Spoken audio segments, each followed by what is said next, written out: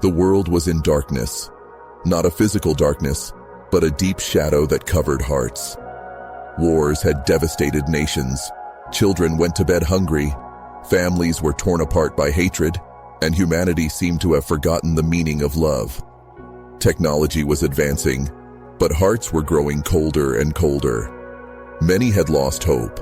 Among these hopeless people was Elijah, a middle-aged man who had lost everything. His wife had died of a rare disease. His young son had been a victim of urban violence, and he, without the strength to go on, lived on the streets.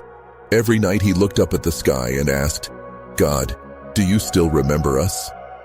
But that night, something different happened. Suddenly, the sky was torn apart by a light that no words could describe. It was not like the sun, nor like the stars. It was a living light, full of love. And in the middle of it, a figure slowly descended, as if floating over the cities of the world. It was him. Elijah's eyes filled with tears. His heart, which had been so hard, began to beat with a heat he had not felt in years. He tried to speak, but the words disappeared. Around him, the people who had previously been running in a hurry now stood still, open-mouthed, their eyes wide and filled with astonishment. Jesus was there.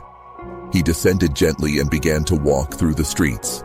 His clothes shone like pure gold. But what was most striking was his gaze.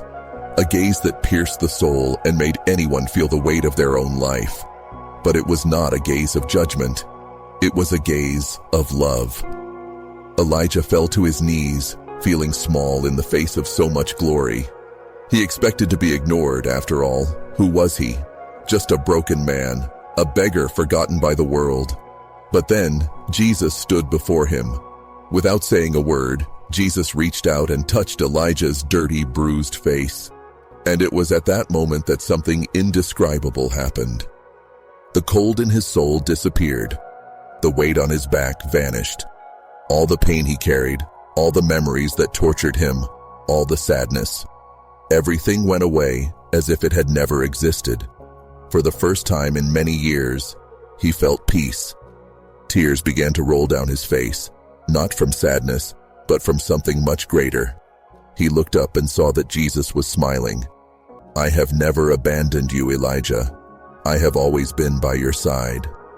All around him, the same scenes repeated themselves. Children hugged parents from whom they had been separated for years. People who had not spoken to each other for decades cried in each other's arms. The sick were healed, the wounded were restored. The world, which had previously been plunged into darkness, began to shine. And then, everyone heard a voice that seemed to come from heaven itself. "The kingdom of God has come. Whoever is thirsty, come. Whoever is tired, rest. Whoever feels lost, find yourself in me." And on that day, heaven touched earth.